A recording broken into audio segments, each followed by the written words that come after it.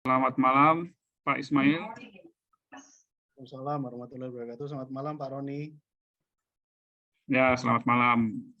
Selamat malam teman-teman UKM semua.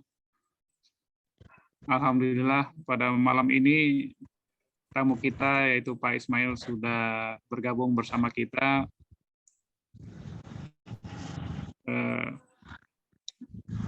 Alhamdulillah ini juga para UKM sudah bergabung, Pak Ismail.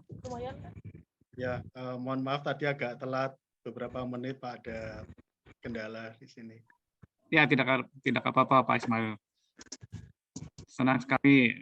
Yang penting malam ini Pak Ismail sudah bisa gabung sehingga teman-teman UKM semua yang hadir malam ini bisa mendengarkan cerita dari Pak Ismail, bagaimana Pak Ismail yang dari profesional akhirnya bisa menjadi eksportir. Baik, Pak. Ya, baik teman-teman UKM semua, selamat bergabung di channel UMKM Ekspor. UMKM Ekspor adalah wadah bagi teman-teman UMKM untuk saling sharing dan saling belajar mengenai ekspor. Dan pada malam ini kita akan memulai bincang-bincang ekspor dengan praktisi ekspor.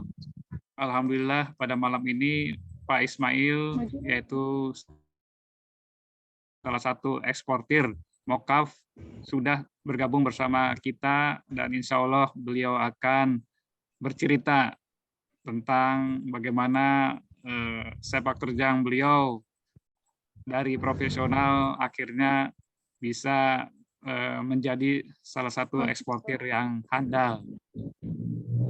Ya, tanpa memperpanjang waktu, saya persilakan Pak Ismail, silakan menceritakan Pak Ismail bagaimana perjalanan Pak Ismail dari tadinya profesional yang mapan lah begitu, kok akhirnya bisa memutuskan untuk menjadi pengusaha dan di bidang ekspor.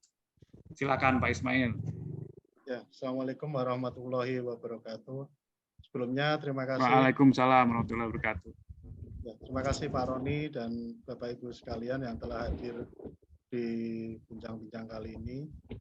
Ya, sebenarnya kalau ditanya bagaimana ceritanya kok bisa berpindah profesi, sebenarnya secara kebetulan ya Pak, saya sendiri juga tidak merencanakan untuk dari pekerjaan saya harus menjadi pedagang atau eksportir gitu, sebagai trader ekspor. Tapi kemarin itu dari pekerjaan telekomunikasi, IT gitu, kita ada pandemi, kemudian terpaksa work from home, terus kita juga membatasi kegiatan kita. Akhirnya saya memilih resign waktu itu.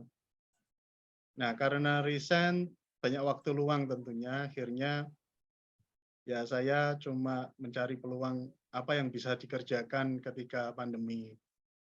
Kebetulan saya sering melihat YouTube yang isinya tentang peluang-peluang usaha seperti itu, dan ketemulah beberapa webinar tentang ekspor itu yang saya perhatikan, saya lihat dan cermati gitu. Mungkin juga YouTube-nya Pak Roni mungkin kalau ada, soalnya banyak sekali YouTube tentang ekspor yang saya lihat. Akhirnya saya tertarik, terus baca-baca juga, browsing gitu. Mulai dari bagaimana caranya ekspor, kemudian barang apa yang akan saya ekspor dan kemana jualnya. Itu yang menjadi pertanyaan yang membuat saya selalu browsing Pak, tiap hari seperti itu. Nah, akhirnya dari browsing itu ketemu cerita-cerita beberapa wirausahawan yang sudah sukses ekspor, eksportir gitu. Ada beberapa, kemudian juga ada UMKM yang produknya lokal tapi diekspor juga. Nah, ini yang membuat saya tertarik untuk bekerja sama. Awalnya saya mempelajari produknya beberapa bulan, kemudian saya memberanikan diri untuk kontak produsennya atau UMKM-nya untuk membantu menjualkan di luar negeri. Dan akhirnya sambutan baik pun saya terima dari beberapa itu, terutama di Mokaf, ada tapioka juga, gula, kelapa, beras organik, seperti itu, Pak. Nah, saya tidak tahu awalnya bagaimana untuk ekspor gitu. Yang saya tahu itu saya harus menjual. Jadi saya tiap hari itu mencari buyer gitu. Tapi ternyata itu langkah yang salah sebenarnya, karena setiap ada buyer bertanya, saya kelabakan untuk menjawab beberapa pertanyaan, dan akhirnya mencoba untuk belajar lagi, terus menemukan cara-cara, dan termasuk juga ikut beberapa pelatihan juga, Pak.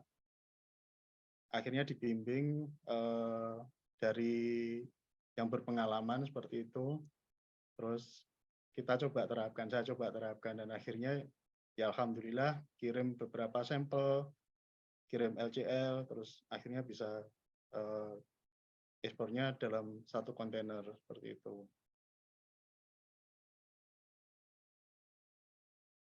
Ya mungkin itu Pak Roni yang mungkin sebagai pembuka bisa saya ceritakan sekilas.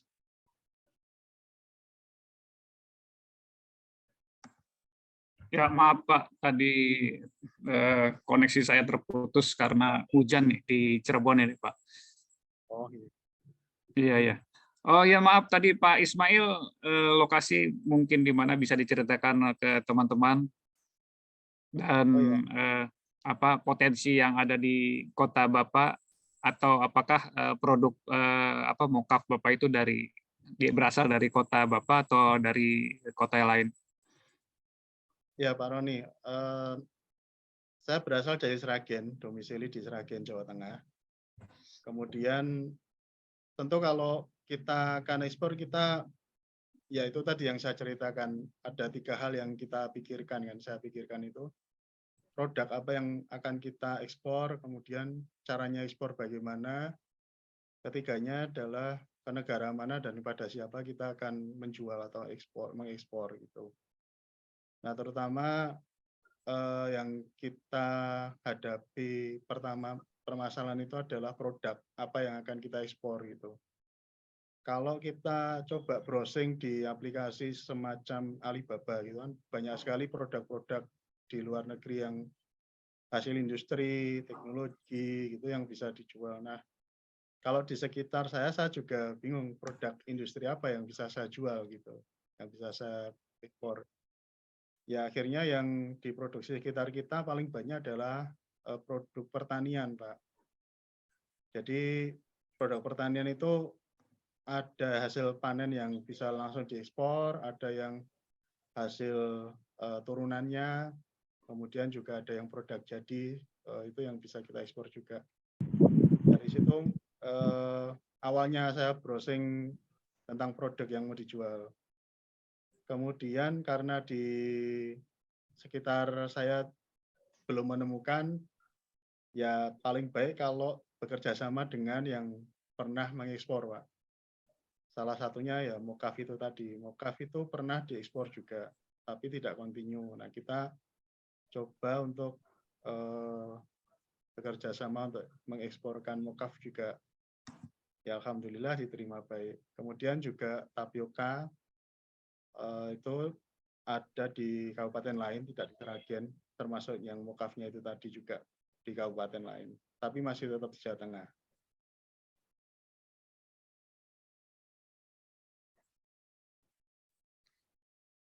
Oke, silakan karena ini bincang-bincang santai, silakan teman-teman UMKM, barangkali ada yang bertanya, silakan bertanya langsung atau melalui message ya.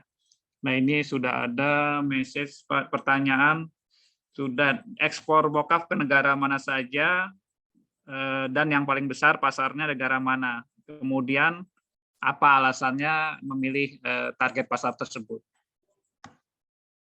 Ya, terima kasih Bapak yang bertanya.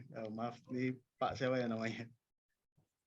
Ya, jadi ini Pak, beberapa kali kita ekspor itu dalam bentuk sampel dan bentuk yang volume atau beratnya itu dalam kilogram itu kecil gitu ya. 10 kilo, 20 kilo gitu. Kadang sampel hanya 500 gram pun kita kirimkan juga. Tapi semua biaya untuk pengiriman itu ditanggung oleh calon pembeli. Kemudian beberapa negara yang sangat membutuhkan mockup itu hampir negara Inggris, Amerika, Kanada, kemudian Eropa ada beberapa. Mereka membutuhkan semacam tepung yang tidak ada glutennya. Jadi ada beberapa orang yang dia tidak bisa mengkonsumsi gluten. Gluten itu ada di tepung gandum. Nah, untuk mencari alternatif itu mereka mencoba tepung teff yang dari Afrika, gitu. Tepung-tepung yang lain termasuk beras juga. Kemudian tepung singkong ini juga menjadi alternatif yang banyak dicari. Sebelum mockup sebenarnya negara-negara di Inggris Raya, Eropa itu banyak mengkonsumsi tapioka. Cuma tapiokanya yang paling terkenal itu dari Thailand. Dan mockup itu cenderung baru karena mereka mengenalnya hanya tepung singkong yang paling besar itu dari Afrika, tapi masih sangat karakter singkongnya itu masih apa ya, kental sekali gitu. Dari baunya, dari rasanya, mungkin ada cyanidanya sedikit agak kerasa, mungkin seperti itu. Sedangkan mockup itu hampir tidak berasa, kemudian juga netral, baunya juga nggak terlalu bau singkong. Itu negara-negara yang membutuhkan mockup. Kemudian yang paling besar yaitu tadi Inggris, itu kita coba lihat saja di Amazon.co.uk gitu, banyak sekali tepung singkong, kemudian tepung-tepung yang selain tepung terigu atau tepung gandum itu banyak pembelinya. Kemudian Turki, terus di negara-negara Timur Tengah, terutama di Uni Emirat Arab, itu juga banyak yang membutuhkan mockup sebenarnya. Mungkin itu Pak Roni. Kemudian pertanyaan selanjutnya.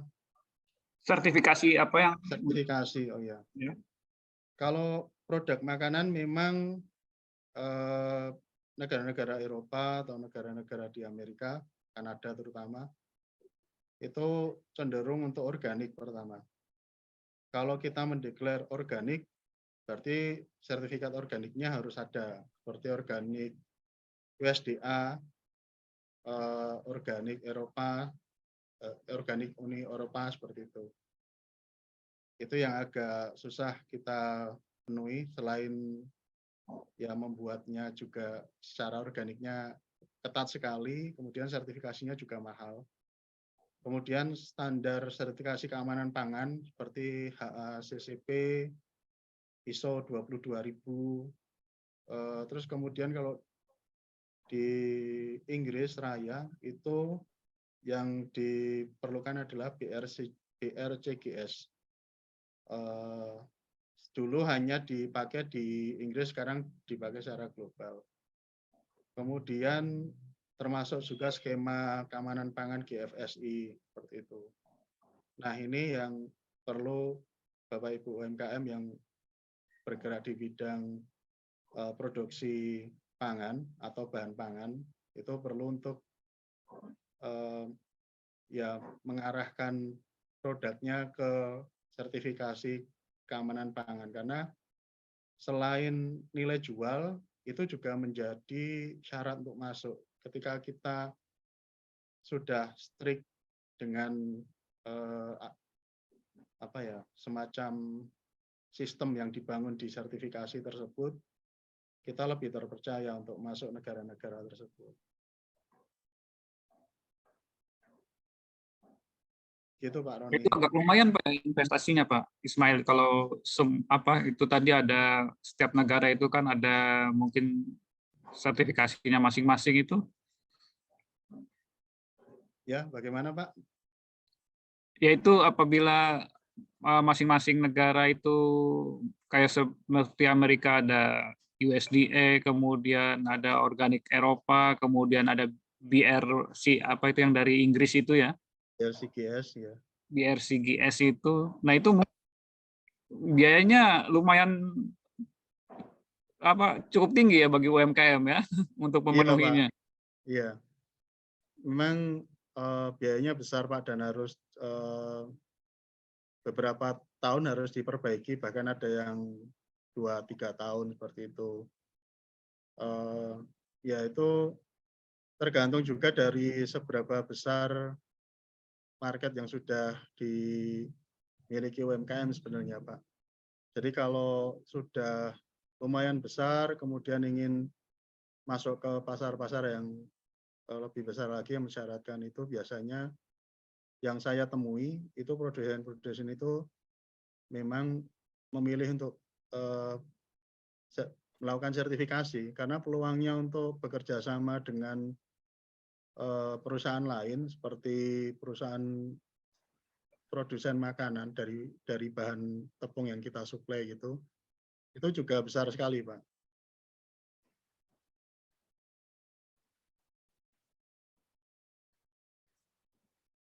Nah, itu mungkin salah satu dari sertifikasi itu bisa kasih gambaran, itu ada pertanyaan juga di kolom message, itu kira-kira berapa biayanya Pak? Kalau setahu saya yang organik itu Pak, Organik Indonesia Innovis kalau tidak salah. Itu ada yang dibudgetkan sampai 50 juta per tahun. Itu untuk sertifikasi organik. Tapi prosesnya juga panjang. Kalau untuk yang lainnya saya kurang tahu karena saya sudah disediakan oleh produsen dari UMKM itu, ya ini produk saya sudah tersertifikasi, silakan untuk dipasarkan, seperti itu sih Pak. Oh iya, jadi Bapak selama ini kerjasama begitu ya dengan mungkin satu atau beberapa supplier gitu ya, dan mereka sudah memiliki sertifikasi tersebut? Iya, iya Pak. Jadi memang kalau UMKM membuat produk, itu akan energi dan biaya itu akan terkuras untuk produksi ya Pak ya. Jadi untuk fokus di pemasaran dalam negeri itu sudah ya spend effortnya itu sudah besar gitu, meluangkan usahanya udah di situ udah banyak sekali. Nah makanya beberapa UMKM yang terbuka itu mempersilahkan trader ekspor gitu untuk membantu untuk memasarkan. Ya karena mereka tidak akan mungkin 24 jam melayani customer dari negara lain, kemudian setiap customer juga pertanyaannya macam-macam, komunikasinya jangka panjang seperti itu. Jadi memang harus ada spesialisasi yang di bidang itu gitu Pak.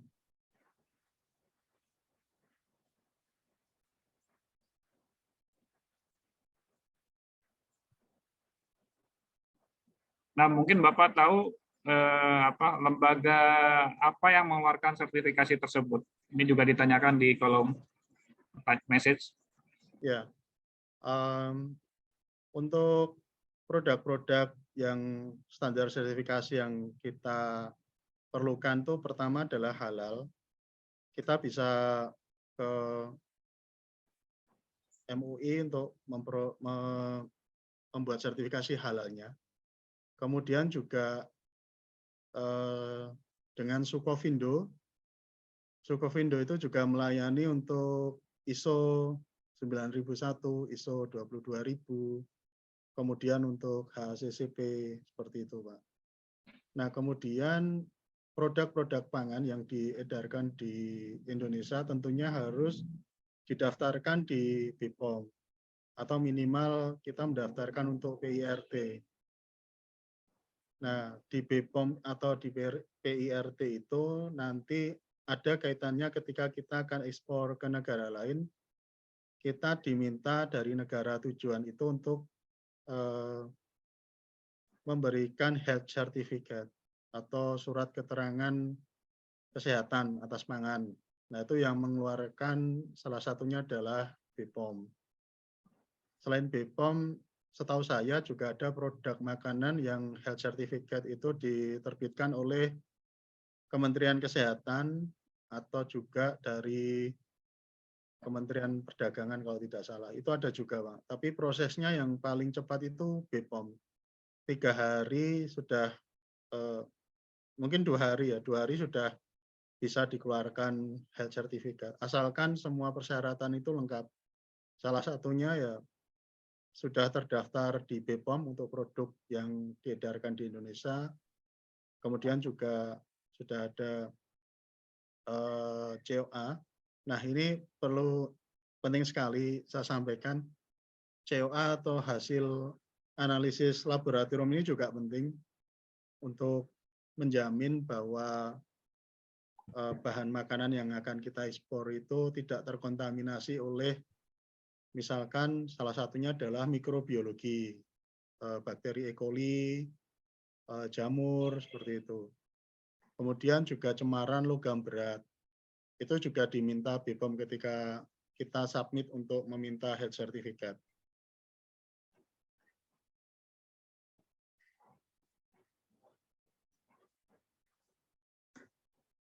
Ya, Pak Ismail, ini juga ditanyakan oleh teman-teman itu sistem pembayaran apa yang diterapkan oleh Bapak ke klien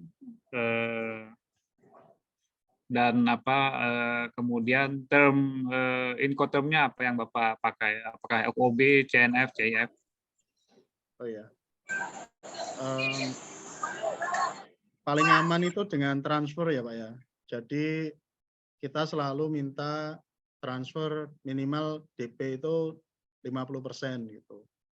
Atau kalau kita sudah yakin sekali dengan produk, kita minta DP-nya transfer 70% juga tidak apa-apa. Nanti buyer itu akan nego. Atau syukur-syukur nggak nego, langsung transfer juga gitu. Kemarin Alhamdulillah yang di Turki itu proses komunikasinya lumayan panjang, hampir 8 bulan. Itu awalnya dari WA, buyer itu WA saya, kemudian bertanya-tanya, terus saya jawab, kemudian minta sampel, semua biayanya ditanggung oleh buyer, akhirnya saya kirimkan, kemudian kemarin itu kan biaya untuk kapal itu sangat mahal Pak, dan tidak tentu gitu, masih dalam keadaan pandemi. Akhirnya ya kita hanya bisa menyampaikan Incoterm-nya FOB, gitu. Kita tidak berani untuk CIF. Kalau tahun ini atau akhir tahun ini sih kita berani ya Pak, soalnya sudah turun gitu. Nah dalam waktu 1 tahun itu akhirnya buyer itu memutuskan untuk impor itu setelah biaya freight-nya itu turun drastis dari sekitar 9 ribuan US dollar per kontainer 20 feet itu jadi sekitar 4.000, 3.000 sekian gitu. Nah itu akhirnya di DP, DP-nya juga 90% alhamdulillah. Jadi ya kita sudah aman dan semangat untuk delivery gitu Pak. Kalau LC sebenarnya ada juga yang ketika memberi quotation itu term of payment-nya LC, tapi ada syaratnya. Untuk kuantiti yang besar, misalkan order 2 kontainer seperti itu, ya kita tidak apa-apa untuk terima LC. Tapi ada baiknya LC itu kita yang minta draft, dan kita mungkin bisa berkonsultasi dengan bank yang berkorespondensi dengan buyer, itu yang mendraft LC-nya. Jadi LC itu didraft oleh kita dan konsultan dari bank penerima LC, kemudian kita berikan ke buyer untuk dibuka LC-nya di sana, di bank yang di negaranya. Nah, kenapa dilakukan seperti itu? Ya, kita antisipasi saja ada beberapa item di LC yang harus kita penuhi, kemudian titik komanya itu kan juga kalau salah kan juga tidak bisa cair segera ya Pak ya. Nah, itu yang perlu kita gunakan konsultan dari bank atau yang sudah berpengalaman seperti itu.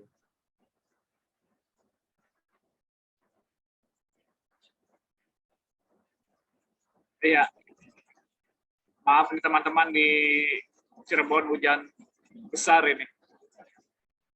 Jadi suaranya agak kurang jelas. Untuk kendala-kendala apa saja Pak Ismail? Kendala yang apa? Kendala dan tantangan untuk produk mockup ini? Kendalanya adalah produksi mockup di Indonesia itu saat ini yang ada itu masih UMKM skala home industry. Jadi di bawah koperasi-koperasi seperti itu, quality control itu yang kita agak kesusahan untuk menjaga, Pak. Kemudian perusahaan-perusahaan besar mungkin di 10 tahun yang lalu juga membuat mockup, tapi beberapa perusahaan yang saya tahu sudah tidak produksi lagi karena memang pasarnya di dalam negeri kalah saingan dengan tepung terigu. Kalau nggak salah mockup itu eceran itu setengah kilonya 13-14 ribu, ada yang sampai 18 ribu. Tepung terigu 1 kilo ada yang 9 ribu, 11 ribu seperti itu. Makanya dari sisi harga kan kalah bersaing, Pak. Kemudian dari kualitas ini yang menjadikan masalah. Jadi kalau kita tidak kontrol benar kualitas mockup, terutama yang aspek-aspek keamanan pangan, hasil laboratorinya tidak sesuai atau melebihi ambang batas yang ditentukan di negara tujuan ekspor, bisa jadi akan ditolak di sananya.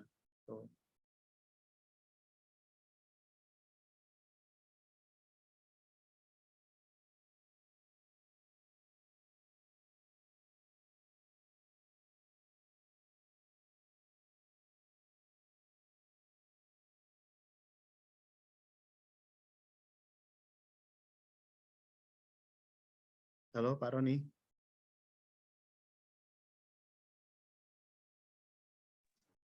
Untuk kemasan Pak, kemasannya itu menggunakan apa Pak? Apa woven Kemasan, paper? ya, kemasannya pakai woven bag, Pak, yang di dalamnya ada plastik,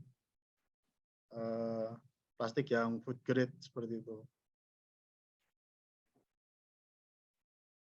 Nah, satu kontainer itu bisa isi berapa ton Pak? Kalau mockup yang 25 kg itu bisa sampai 18 metrik ton, 18 ton, Pak. Jadi Untuk kalau 20 atau 40? 20 feet Untuk 20 bisa feet 18 ya? ya. Kalau untuk tapioka bisa sampai 20 ton. Oh, iya.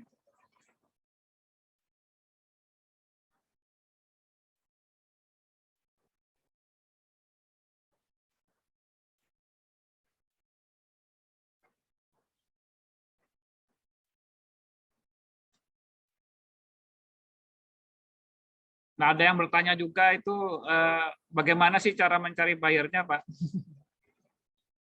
Ya,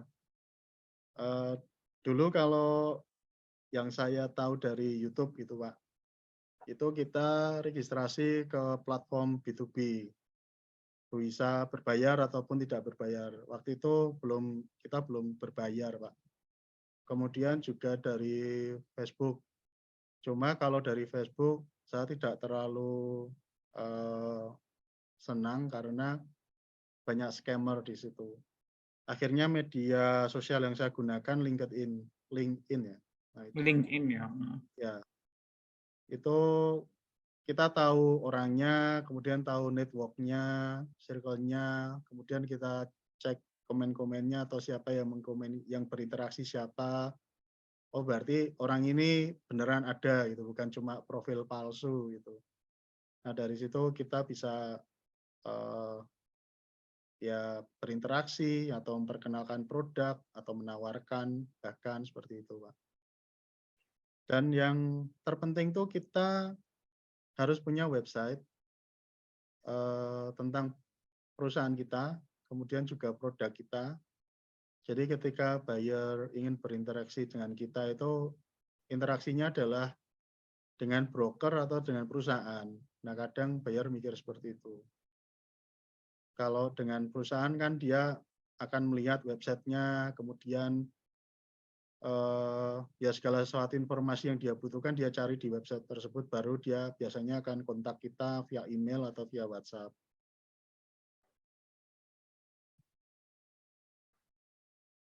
Ya, kebetulan Pak Ismail, bagi teman-teman UMKM juga yang ingin belajar ekspor, terutama cara mencari buyer itu, kebetulan kami dari umkmekspor.com itu menyediakan kelas online dan offline.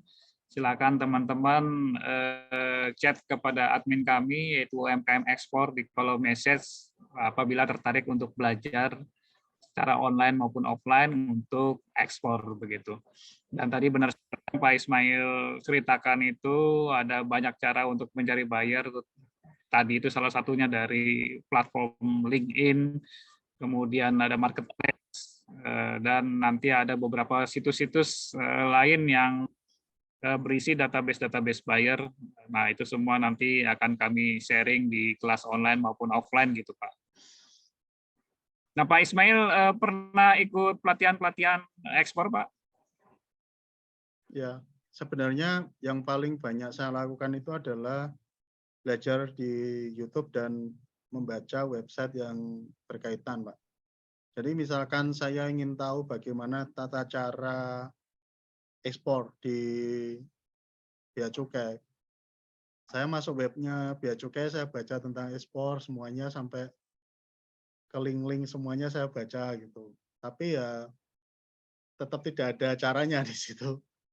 Tapi paling tidak kita mengenal istilah-istilah seperti freight forwarder, PPJK, kemudian ukuran-ukuran kontainer itu kita tahu semua. Setelah itu juga tentang mencari produk dan HS code-nya. Nah, itu tentu saya ke Kementerian Perdagangan awalnya. Saya baca webnya, mengenal HS code juga di website Kementerian Perdagangan. Dari website itu mengarah ke INTR, misalkan INSW Indonesia National Single Window, seperti itu, Pak. Kemudian mengenal istilah AFTA dan free trade yang lain itu. Walaupun dulu di kuliahan juga pernah mengenal, cuma tidak terlalu dipikirkan seperti itu. Nah, sekarang dampak dari free trade dan keuntungan bagi kita untuk ekspor apa itu sekarang bisa kita baca juga di website tersebut. Dari situ banyak pengalaman tapi tidak terarah, masih mencar-mencar seperti itu. Nah, itu berarti saya perlu seseorang untuk mengarahkan tentunya. Akhirnya saya ikut pelatihan online.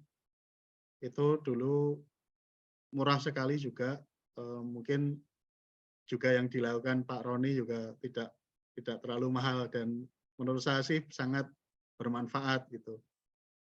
Nah, dari situ kita akan diarahkan, Pak. Karena kan yang mengajari itu yang pernah ekspor gitu. Jadi tahu langkah-langkahnya, kemudian hal-hal apa yang perlu dilakukan, kemudian menghadapi situasi tertentu itu harus seperti apa. Nah, itu yang penting di pelatihan itu. Sedangkan untuk hal-hal teknis, tentang pengetahuan dasar itu sebaiknya sih kita cari tahu dulu ya, Pak. Karena kalau kita ikut pelatihan langsung hanya mungkin 3 kali, 4 kali pertemuan itu masih kurang menurut saya. Jadi belajarnya itu ya sepanjang kita hidup sepertinya itu. Ya betul Pak Ismail, karena dunia bisnis, dunia perdagangan itu sangat dinamis ya. Kadang-kadang pergantian itu akan memberikan dampak bagi pergantian kebijakan di dalam maupun di luar negeri.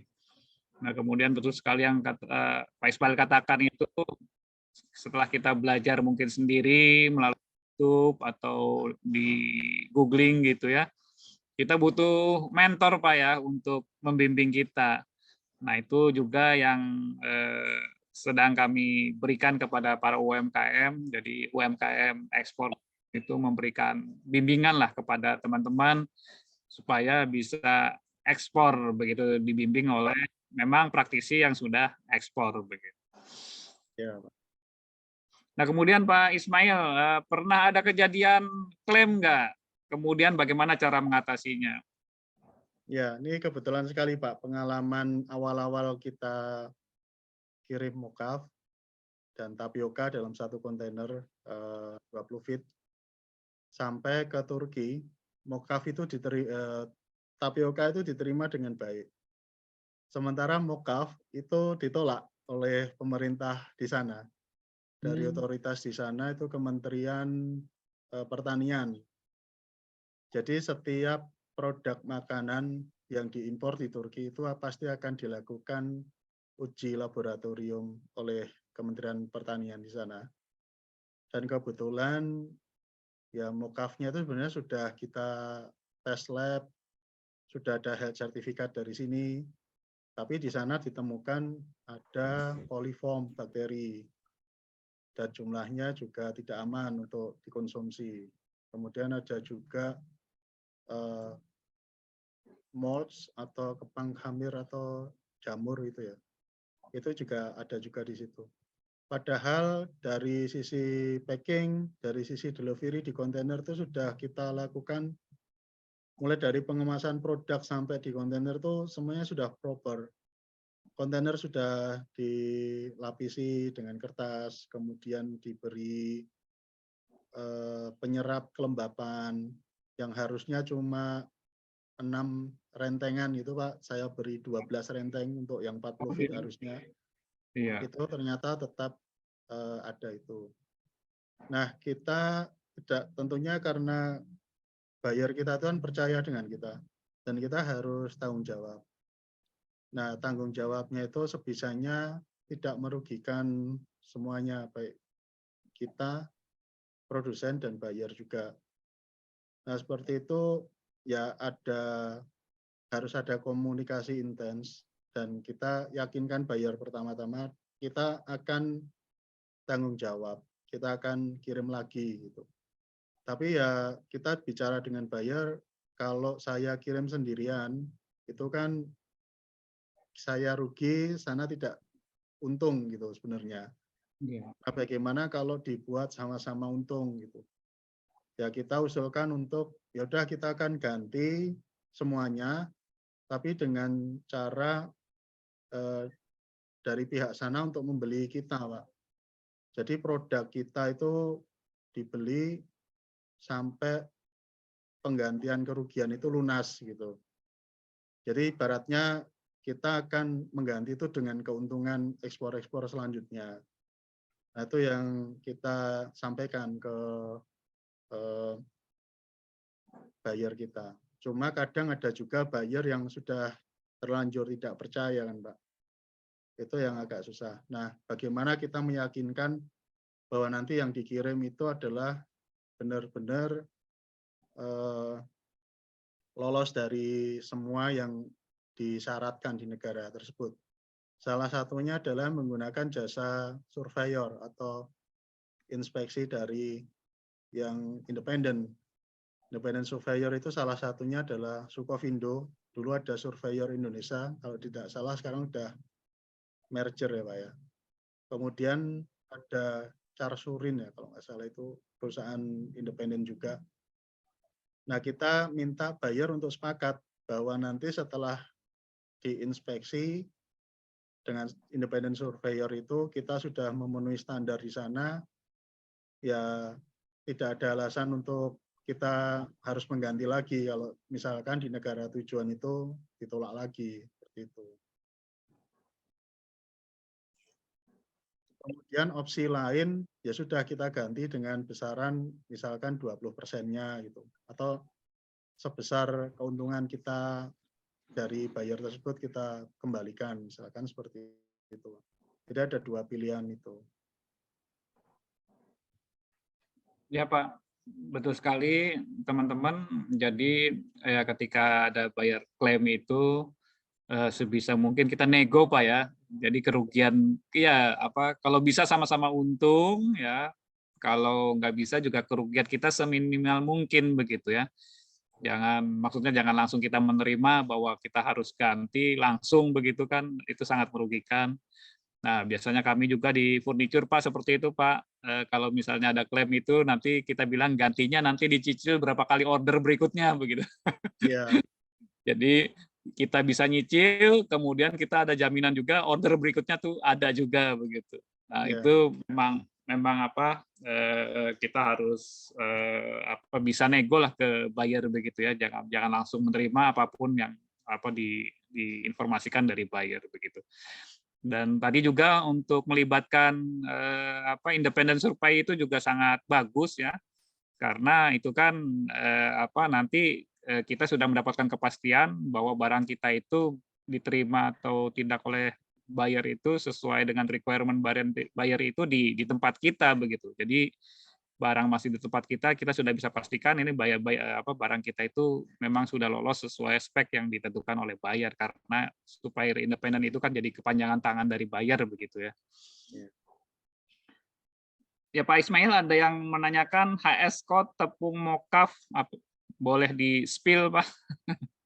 Kalau HS code-nya saya nggak hafal ya Pak ya, tapi nanti bisa Bapak Ibu atau teman-teman semuanya di webnya intr.insw atau insw.goid/intr kalau tidak salah.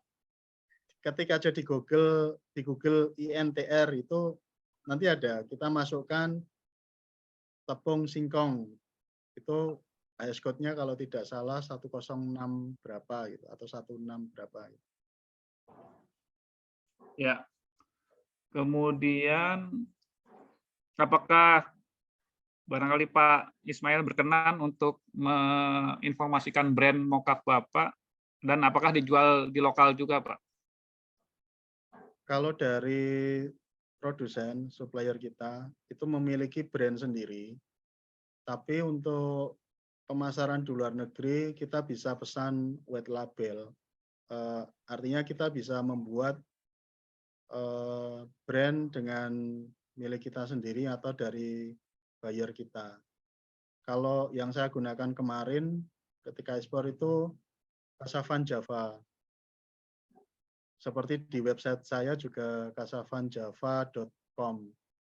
Itu nama brandnya. Nah, brandnya itu sudah dipatenkan? Belum, Pak. Mungkin kita akan milih brand yang lebih internasional lagi. Ya, Casavan Java juga bagus, tapi kayaknya masih asing terdengar di internasional. Ya, nanti ada proses untuk membuat brand atau rebranding. Iya, dan logonya juga, Pak. Iya. Tapi menerima pesanan dari white label begitu ya, dengan nanti brand buyer kita di kemasan mokaf tadi ya, Pak. Ya, jadi dengan white label itu kita tetap mencantumkan produsennya, kemudian kita bisa mencantumkan semua sertifikasi di kemasan. Misalkan HACCP, ISO, halal, FSSC misalkan. FSSC itu salah satu standar keamanan pangan juga. Apapun yang punya sertifikat di produsen sebisanya kita print atau kita tampilkan di produk kita, Pak, agar semakin terpercaya seperti itu. Nah, kemudian apakah kemasannya itu selalu 20 atau 25 kilo atau ada yang lebih kecil lagi? Kalau selama ini buyer saya itu kan dari end user, biasanya untuk dipakai sendiri, terutama oleh perusahaan-perusahaan pembuat produk makanan. Ada juga yang baker itu meminta yang kemasan 25 kg, satu sak woven bag atau kresek.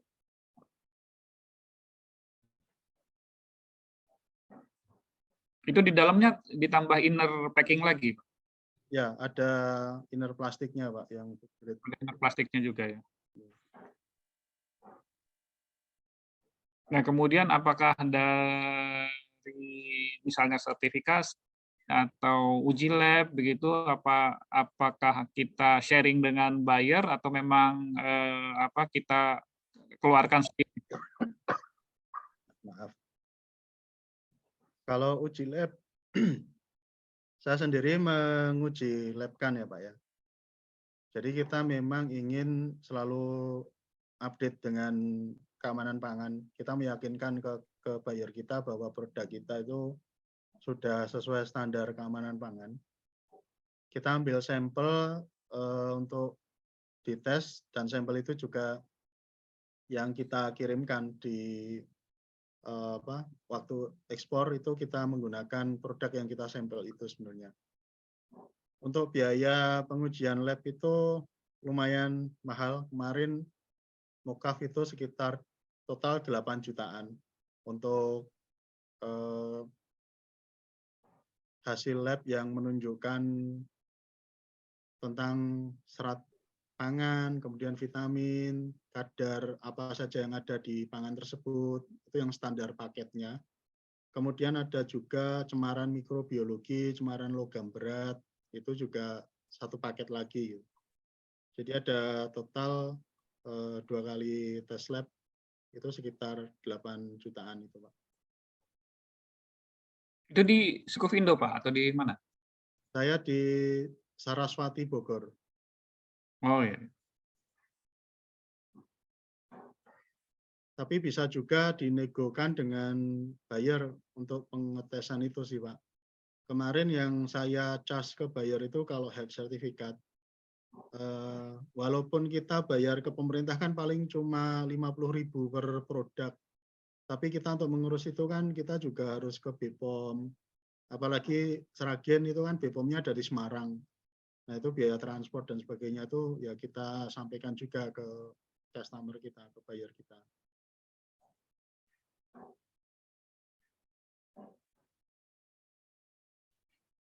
Ya, silakan teman-teman UMKM yang lain, barangkali ada yang ingin ditanyakan, monggo langsung atau ketik di kolom chat ya. Kita masih ada waktu mungkin 6 menit lagi nih Pak Ismail. Nah, mungkin ceritakan suka dukanya nih Pak sebagai eksportir ini dibandingkan dulu sebagai profesional. Ya kalau dulu sebagai profesional kita bekerja kantoran itu penghasilan kita tetap dan rutin. Jadi setiap bulan kita mendapat gaji yang tetap dan ya tidak ada resiko apapun. Apalagi kalau kita sudah pegawai tetap gitu, permanent employee. Nah cuma kadang ya ada hal yang membuat kita tidak bisa harus selalu kerja kantoran. Nah maka kita harus siasati untuk bagaimana caranya istilahnya menganggur tapi tetap berpenghasilan. Jadi selain untuk ekspor, tentunya kita harus juga mendapatkan penghasilan tiap hari, mingguan atau bulanan, itu dengan jualan juga di lokal. Ya cara yang paling gampang jualan online. Mungkin kita bisa ikut kelas-kelas yang jualan online. Nggak harus di Shopee, nggak harus di Tokopedia. Ada banyak cara yang, ya pokoknya kalau sering-sering lihat YouTube yang tentang jualan, pasti akan ada inspirasi untuk melakukan itu gitu. Ya, Pak. Kemudian bagaimana nih prospek Mokaf ke depan itu, Pak? Baik di pasar ekspor maupun lokal. Di pasar lokal tentu sangat baik sekali ya Pak ya. Dulu kalau tidak salah itu pemerintah pernah mewajibkan 10% tepung terigu importer itu harus menyerap 10% dari total impornya itu adalah tepung mokaf atau tepung singkong. Saya nggak tahu kalau sekarang aturannya itu masih ada atau tidak, tapi dengan kejadian kemarin, pandemi, kemudian perang antara penghasil tepung gandum ya, Ukraina, Rusia, itu juga membuat mokaf itu lebih populer lagi. Kemudian juga gluten free itu juga ada segmennya. Di Inggris itu segmennya besar, di Eropa juga. Nah, kendalanya adalah bagaimana kita meyakinkan mereka bahwa pangan kita itu aman dan sesuai standar mereka. Salah satunya ya dengan sertifikasi itu. Itu baru awal. Kemudian bagaimana kita selalu menjamin konsistensi kualitas, itu yang kita juga agak berat di situ. Kita bisa mengandalkan produsen atau supplier, atau quality control itu bisa dipindahkan ke kita. Itu sebagai eksportir maksudnya, yaitu nanti kalau misalkan kita sudah besar ekspornya, mungkin kita bisa buat quality control sendiri. Ya Pak, kemudian di uji lab itu apakah dicantumkan bahwa itu memang ada tulisan gluten free-nya gitu, Pak? Ya, jadi ada uji lab untuk menguji gluten free. Sebenarnya kalaupun tidak diuji, singkong itu sudah pasti gluten free. Cuma untuk meyakinkan pembeli yang masih awam tentang singkong, itu kita perlu cantumkan itu. Bahkan tidak cuma itu, ada yang minta alergen yang lain tidak ada, seperti alergen udang, alergen kacang, alergen macam-macam alergen itu perlu juga ada yang minta itu, Pak. Oh iya ya.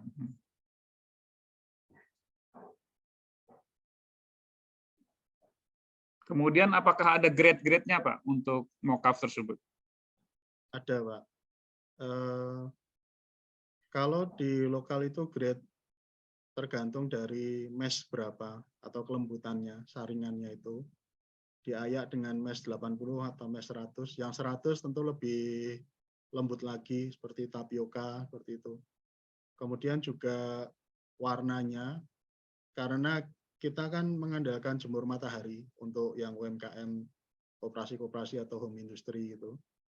Itu kita tidak bisa seragam. Nah, yang warnanya tidak seragam itu menjadi grade B gitu. Yang A yang kita sudah sortir untuk warnanya putih, tidak bau, kekeringan ya 12-13%, lembutannya mesh 100. Nah, itu yang jadi grade untuk ekspornya, Pak. Kalau jenis singkongnya itu apa jenis-jenis tertentu saja atau? Semua jenis singkong bisa untuk mokaf, karena kan mokaf itu dia akan dirajang, kemudian difermentasi, dijemur, baru digiling. Beda kalau dengan tapioka, nah itu dipilih yang serat padinya paling banyak.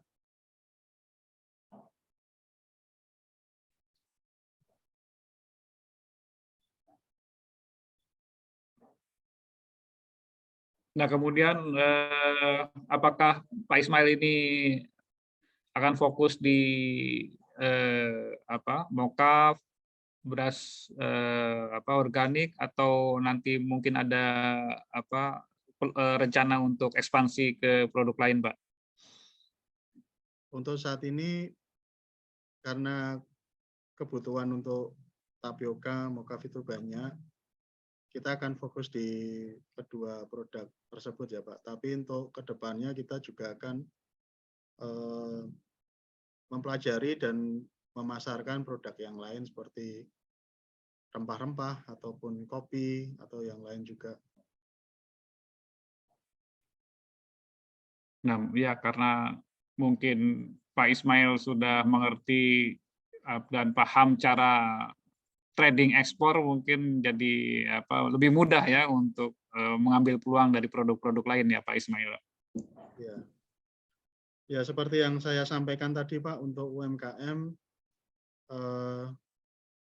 ada baiknya kita fokus ke produk, kita standarkan produk kita, benar-benar kita sudah standar, dan dari waktu ke waktu itu kita quality control kita juga bagus, baru nanti kita bekerja sama dengan ekspor trader juga, yang banyak sekali kan anak-anak muda sekarang, bahkan umur 22 tahun lulus kuliah atau yang masih kuliah pun juga banyak yang ekspor juga. Betul. Nah, itu luar biasa sekali karena masing-masing fokus untuk mempelajari termasuk tata caranya, kemudian negara tujuan. Tata cara ekspor itu mudah dan dia tidak akan berubah banyak untuk dipelajari. Cuma di negara tujuan seperti misalkan Cina, itu kemarin baru berlakukan GACC.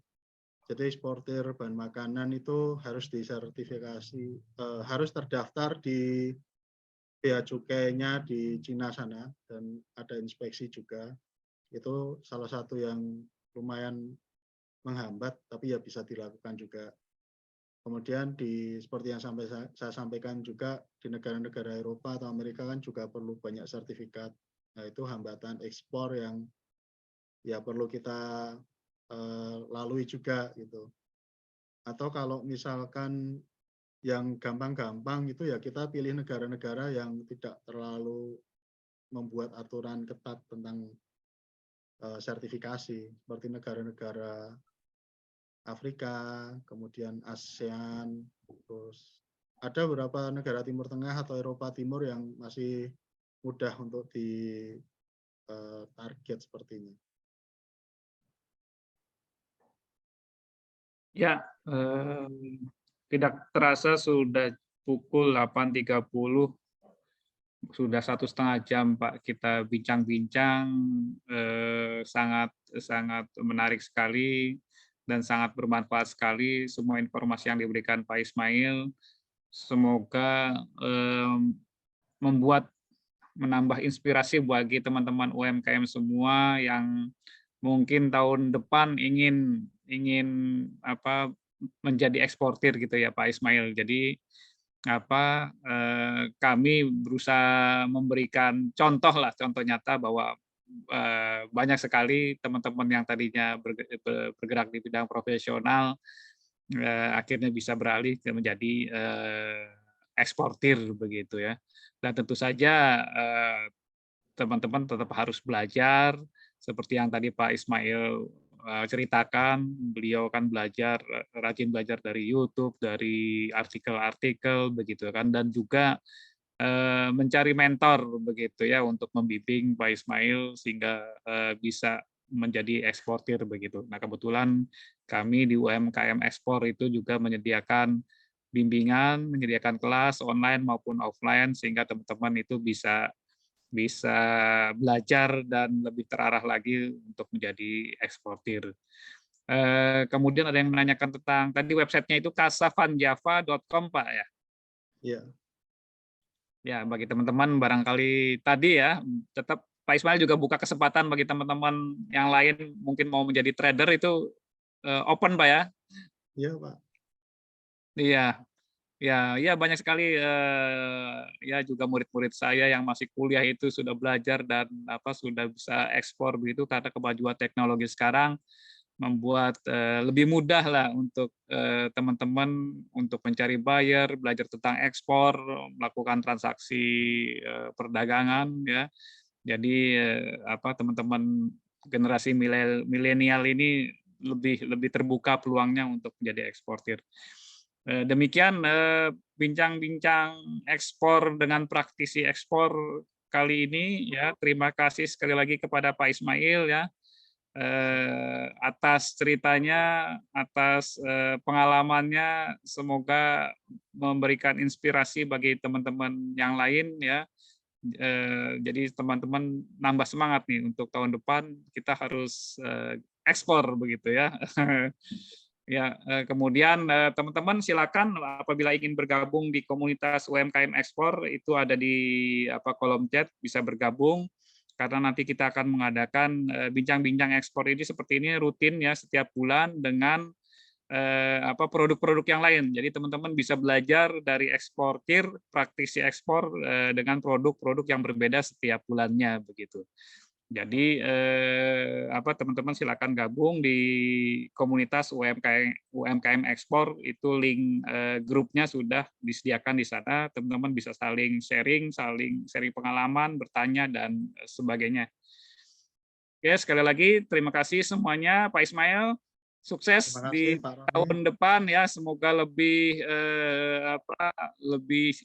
menanjak lagi ekspornya. Demikian juga dengan teman-teman yang lain, semoga sukses semuanya, sehat-sehat selalu walaupun sudah PPKM dicabut, tetap menjaga kesehatan.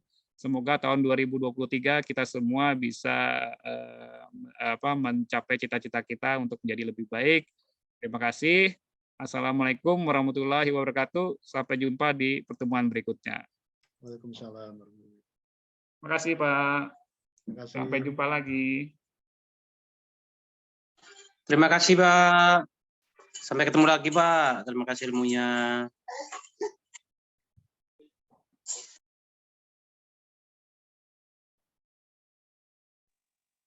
Terima kasih, Pak. Sama-sama.